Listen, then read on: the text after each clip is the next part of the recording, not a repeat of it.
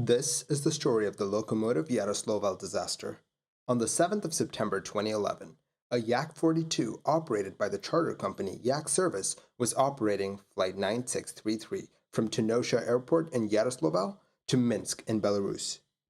They were ferrying some very important passengers, the Lokomotiv Yaroslavl ice hockey team.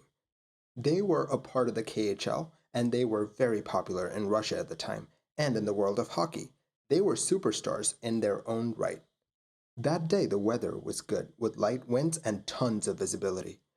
The Yak-42 entered the runway and lined up with the center line, all ready to go. The runway was 9,800 feet long, more than enough for the Yak-42's takeoff run.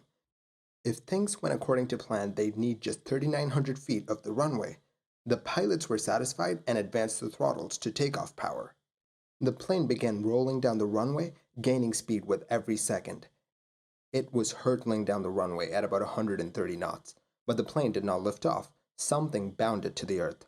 The plane was running out of space. The runway soon came to an end, and the plane still wasn't airborne. It traveled past the end of the runway and on the ground for another 1,300 feet, and it finally lifted off.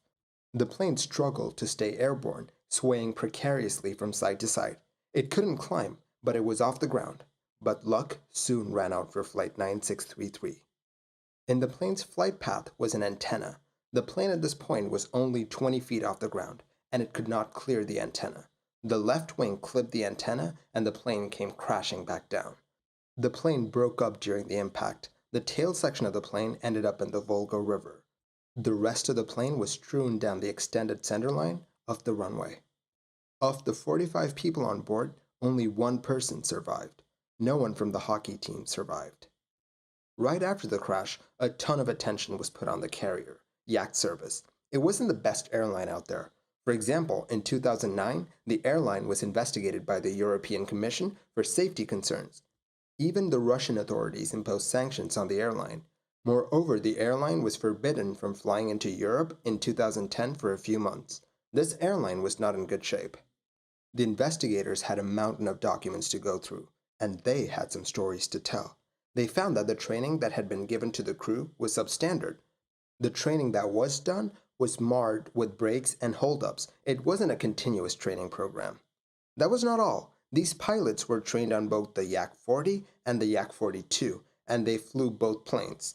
The Yak-40 and the Yak-42 aren't that different. The Yak-42 is just a newer, more modern version of the Yak-40. But there were enough differences that pilots needed additional training to fly the Yak-42. Usually, pilots are trained to fly one and only one type of aircraft. If they want to fly another type of aircraft, even from the same family, they'd have to undergo simulator training and tests so that they understand the new plane really well. Here, they went back and forth between both planes all the time. On this plane, the first officer was the more experienced pilot. He in fact held a high position in the company, but he only had a few hundred hours in the Yak-42, and that's why he was in the first officer's position. This power dynamic had an interesting effect on the cockpit environment. As the crew prepared for the flight, they talked about things that didn't matter to the flight, and they swore quite a bit. It was almost as if no one was in charge. There just wasn't any cohesion. This nonchalance by the pilots was on full display once the plane was taxiing. Usually, the pre-takeoff phase is very busy in the cockpit. Pilots have to calculate a number of things for the takeoff, things like stabilizer deflection, the speed at which they lift the nose of the plane, the center of gravity of the plane, the takeoff distances, etc. But on Flight 9633, this is what happened. The observing pilot would call for the checklist by saying, "Takeoff data checklist," or before starting engines. And the pilot in command, the one that was actually flying the plane, incredibly just said, "Calculated, reported," without doing any of the calculations.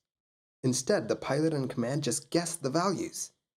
The way they taxied exemplified how they carried this flight out. They entered the runway at taxiway 5, and they lined up with the runway. They actually should have gotten on the runway, backtracked down the runway, got to its end, made a 180-degree turn, and then taken off. But instead, they just got on the runway and started their takeoff roll.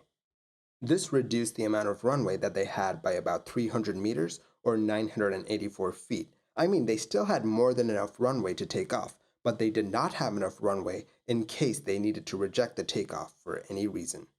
The pilot in command, that is the first officer, did not think that the plane could make the 180-degree turn needed to line up with the runway, but measurements taken after the crash showed that it was more than possible. But none of this actually explains the crash. Sure, they guessed a lot of stuff, and they did not go through their checklist methodically, but the plane should have been able to take off. Their guesses were kind of close in a way. This plane should have been able to fly. The flight data gave them a clue. They looked at the acceleration of the plane as it was on its takeoff run. At first, it was accelerating at about 5 kilometers per hour per second, but later that acceleration dropped down to 3 kilometers per hour per second. Something was holding this plane back. When the plane was at 100 knots, they tried to lift off, but the plane didn't budge. Actually, they tried to lift off too soon, so it's understandable why the plane didn't take off.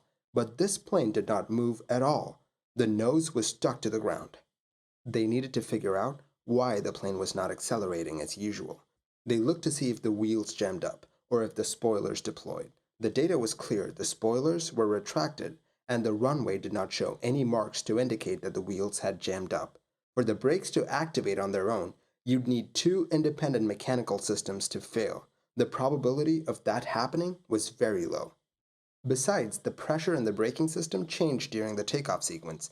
If there had been a failure, that would not have been the case. This left one scenario on the board, and it was one that was quite unbelievable. To quote Arthur Conan Doyle, "Once you eliminate the impossible, whatever remains, no matter how improbable, must be the truth."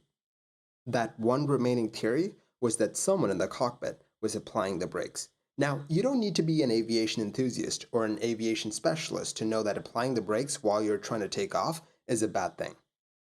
To see what this would look like, they got an identical plane and they tried taking off from a very long runway with the brakes on. It matched Flight 9633 almost exactly. The test flight showed them that you did not need a lot of force to compress the brake pedals, just about 10 to 12 kilos of force. The runway was a bumpy one, so one of those bumps could have easily depressed the brake pedals, just enough to engage the brakes. They then noticed a subtle difference between the Yak 40 and the Yak 42. It's the smallest of differences, but it might have cost 44 people their lives. On the Yak 40, the older plane, the brake pedals had these little ridges on the bottom so that the pilot could rest his feet on the pedal itself. This was fine, the pedal was designed to be used like that. But on the Yak 42, the plane that they were flying that day, the pedal had a different design. On the Yak 42, your heel would rest on the floor and you actuated the pedal with the top part of your foot. If you put your entire foot on the pedal like you would on a Yak 40, you'd depress the pedal just a bit, activating the brakes. It would be almost imperceptible to the pilot, so it's entirely possible that you'd be braking without even knowing it. We don't know who applied the brakes. It could have been either pilot. But it is to be noted that the first officer was taking meds because he was losing sensitivity in his extremities. This would have disqualified him from flying, which is why he did it in secret, without anyone else knowing. It pains me to say this, but a crash that claimed the lives of 44 people, one that broke the hearts of hockey fans around the world, ultimately came down to one pilot hitting the brakes when he was not supposed to. After the crash, Russia started an inspection of its airlines to make sure that all airlines were capable of providing safe flights to the people that flew on them. Yak Service had its license revoked on the 21st of September, and they never flew again. Thank you for watching this episode of Mini Air Crash Investigation. If you like the videos that I make, do consider liking and subscribing. It will really help the channel grow. I will catch you guys next time. Stay safe.